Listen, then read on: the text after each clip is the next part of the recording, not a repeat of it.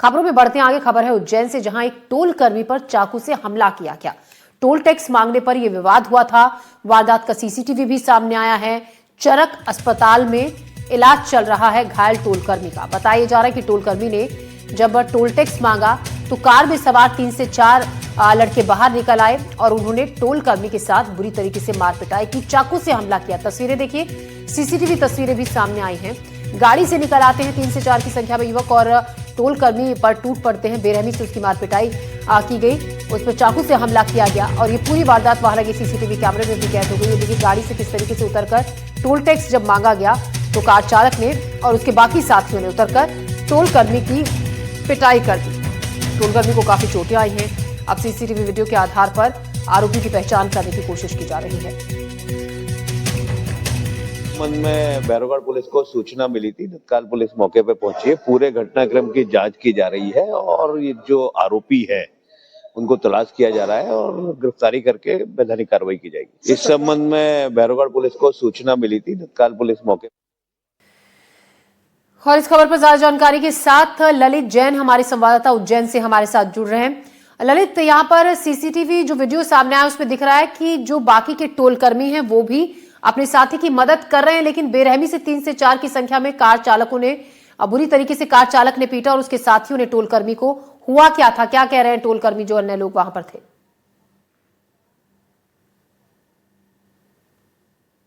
जी, जैसा कि आप सीसीटीवी फुटेज में देख रहे हैं कि जो बदमाश है वो 3-4 की संख्या में, साथ में जो काला कुर्ता पहना हुआ है उसके हाथ में चाकू लहरा रहा है। इससे चाकू को देखते हुए टोल कर्मी जो अपने साथी को बचाना तो चाहता था, लेकिन हथियार के कारण वो उनको बचा नहीं पाया और बदमाश ने उसको 3-4 जगह चाकू से गोद दिया, जिसकी हालत अभी ठीक सामान्य बनी हुई है। उसका उपचार जारी है चरक अस्पताल में। पर यह घटना उज्जैन में पहली नहीं है। इसके पहले हाल ही में घटिया रोड पर भी ये घटना हुई, घटिया टोल नाके पर भी हुई है और इंदौर रोड पर भी हुई है, बड़नगर रोड पर भी हुई है। पहले टोल कर्मियों ने यात्रियों को या सवारियों को, वाहन चालकों को मारा और इस बार जो है बदमाश टोल कर्मियों पर भारी पड़े। इस मामले में पुलिस जांच कर रही है और फुटेज के आधार पर बदमाशों को तलाश रही है। जी, और घायल टोल कर्मी की फिलहाल क्या स्थिति है?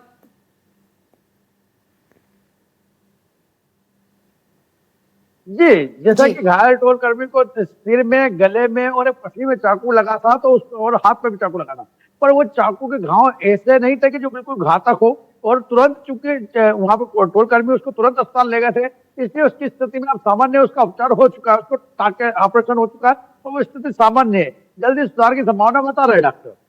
जी, शुक्रिया जानकारी के लिए। ललित जैन हमारे सहयोगी हमें जानकारी दे रहे थे। अब टोल कर्मी की हालत फिलहाल ठीक है। वीडियो के आधार पर पुलिस मामले की जांच पड़ताल कर रही है।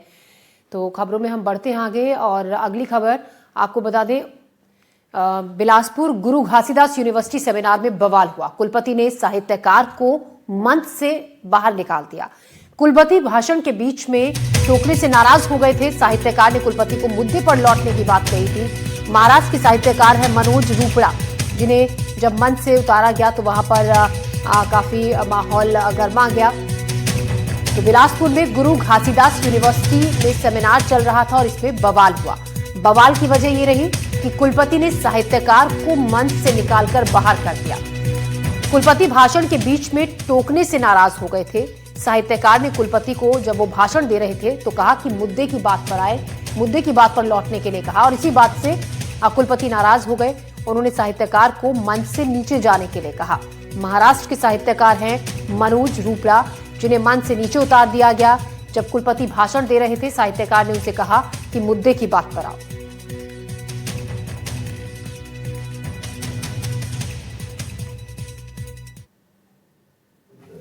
जी जी जी जी जी जी जी बहुत जी बहुत जी बहुत अच्छा। क्या शुभ नाम है आपका?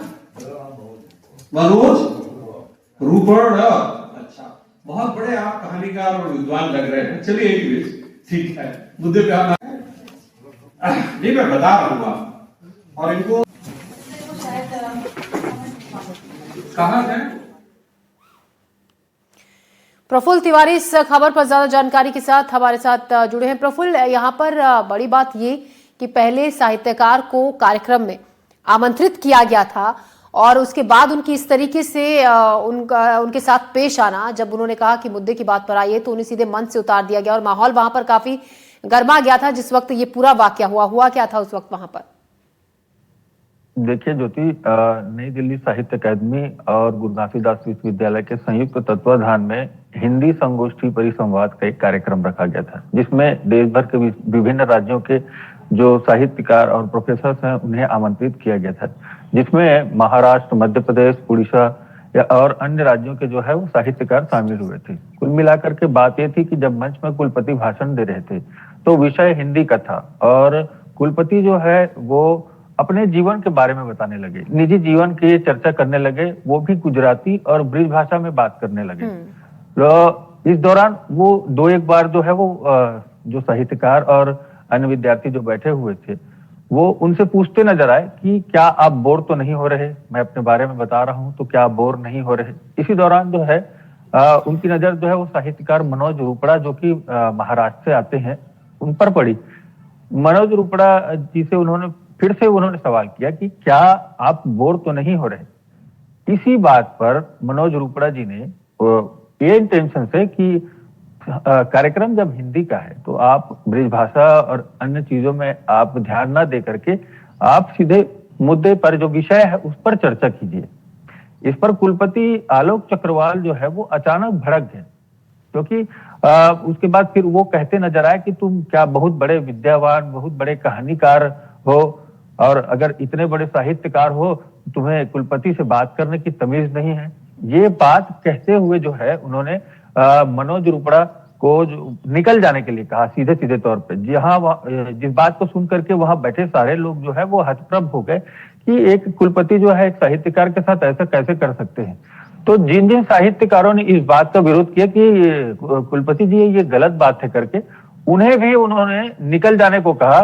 और इस बात की चर्चा जो है वो दिन भर बनी रही कि डॉक्टर आलोक चक्रवाल जो कि इतने प्रतिष्ठित पद पर बैठे हैं, जीजीयू जैसे विश्वविद्यालय के कुलपति हैं, उन्होंने साहित्यकारों को अपने यहाँ बुला करके अपमानित किया। इस बात की चर्चा पूरे जिले बात यही हो गई कि पहले आपने अपने घर में आमंत्रित किया मेहमान को और उसके बाद आपने उन्हें इस तरीके से अपमानित कर बाहर निकाल दिया, मंच से उन्हें चले जाने को कहा और साथ ही जो लोगों ने सपोर्ट किया उनके साथ भी बदतमीजी एक तरीके से कुलपति की तरफ से की गई। जी जी बिल्कुल, उनके साथ भी बदतमीजी की गई। साथ में जो है जब कैंपस में सब बाहर निकल के आए और ये चर्चा चलने लगी कि ऐसा नहीं करना था करके विद्यार्थी भी इससे काफी नाराज नजर आए। साथ में जो है बिलासपुर जिले में भी बहुत सारे जो साहित्यकार थे जो कि मैं आपको बता देना चाहता हूँ कि ज्योति की आलोक चक्रवाल जब से नियुक्ति उनकी गुरु घासीदास विश्वविद्यालय में हुई है तब से जो है ना वो काफी विवादित अपने कार्यों की वजह से जाने जाते हैं। लगातार जो है उनके आने के बाद से ही जो कैंपस में कह सकते हैं हड़ताल, धरना, प्रदर्शन, ये सारी चीजें जो है वो तेज है। तो ये कह सकते हैं कि व्यक्तिगत रूप से भी आलोक चक्रवाल जी को इस बारे में सोचना चाहिए कि मेरा व्यवहार अन्य लोगों के प्रति कैसा होगा। जी प्रफुल्ल, तो कुलपति जब से यहाँ पर आए हैं उनके काम करने के तरीके को लेकर, व्यवहार को लेकर अक्सर सवाल खड़े होते रहे हैं। बहुत शुक्रिया आपका जानकारी के लिए प्रफुल्ल। और इस मामले में फिलहाल नाराजगी भी छात्रों में भी देखी गई और साहित्यकारों में भी देखी गई। फिलहाल खबरों में हम बढ़ते हैं आगे। इंदौर दूषित पानी कांड को लेकर कंप्लेंट दर्ज कराई गई है। भागीरथपुरा के एक युवक ने शिकायत दर्ज कराई है। जिला कोर्ट में ये शिकायत लेकर आ गए। बताया जा रहा है कि कई आरोप लगाए गए हैं। इस दौरान निगम अधिकारियों समेत कलेक्टर पर भी आरोप लगा है। 2024 में दूषित पानी की जानकारी होने का आरोप लगाया गया है। टेंडर होने के बाद उसे दबा लेने का भी आरोप लगाया गया। थाने ने नहीं दर्ज की रामू सिंह की कंप्लेंट। गैर इरादतन हत्या का मामला दर्ज करने की मांग की गई। जांच होने तक सभी अधिकारियों को हटाने की मांग की गई। कोर्ट ने 24 जनवरी तक थाने से रिपोर्ट इस मामले में मांगी। जो भागीरथपुरा में दूषित पानी पीने से 15 लोगों की मौत हो चुकी है और कई सैकड़ों लोग बीमार है, हॉस्पिटल में एडमिट है। उनको न्याय दिलाने के लिए हमने आज जिला न्यायालय में वाद प्रस्तुत किया है। और वाद हमने उस समय के तत्कालीन नगर निगम आयुक्त शिवम वर्मा जी, जो वर्तमान कलेक्टर महोदय है, और इसके अलावा जो अपर आयुक्त उस समय के नगर निगम के जो थे, जो वर्तमान में अपर सचिव है दिलीप कुमार यादव जी, और एक और जो जेल यंत्र अधिकारी है रोहित सोनिया जी, इन तीनों के विरुद्ध हमने वाद प्रस्तुत किया है। इनके द्वारा जो है 2024 में ठहराव प्रस्ताव हो गया था कि जो है कि पूरी लाइन बदलना अति आवश्यक है, क्योंकि उसमें गंदा पानी मिक्स हो रहा था। मुख्यमंत्री मोहन यादव का सीधी दौरा है। करोड़ों के विकास कार्यों की वो सौगात देंगे सीएम। 201 करोड़ के 209 विकास कार्यों की शुरुआत करेंगे। 179 विकास कार्यों का लोकार्पण करेंगे सीएम। 30 करोड़ रुपए के विकास कार्यों का शिलान्यास करेंगे। तो आज मुख्यमंत्री मोहन यादव का सीधी दौरा है और इस दौरान कई विकास कार्यों की शुरुआत, शिलान्यास, भूमि पूजन किया जाएगा। करोड़ों की सौगात दी जाएगी लोगों को। करोड़ों के विकास कार्यों की सौगात आज मिलेगी सीधी के लोगों को आगे आने वाले दिनों में। तो काफी जोर शोर से सीधी का विकास होगा, क्योंकि करोड़ों के विकास कार्यों की आज से शुरुआत होगी। विकास कार्यों का लोकार्पण होगा, भूमि पूजन होगा, शिलान्यास होगा। आज सीधी दौरा है सीएम मोहन